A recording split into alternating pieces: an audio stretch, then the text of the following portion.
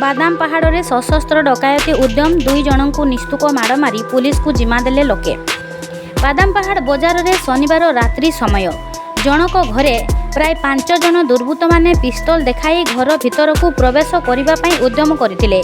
एहापरे परिवारर सदस्य मानक सह धस्ताधस्ती परे दुर्बृत्त माने गुली चालना करथिले, किंतु गुली कौनसी सदस्य को बाजी नथिला बोली पीड़ित व्यक्ति बादाम पहाड़ थाना रे लिखित अभियोग करिसंती। डकायती उद्यम घटना समय चित्कार शुणी स्थानीय लोक मैंने घटनास्थल को आसी पहुंची।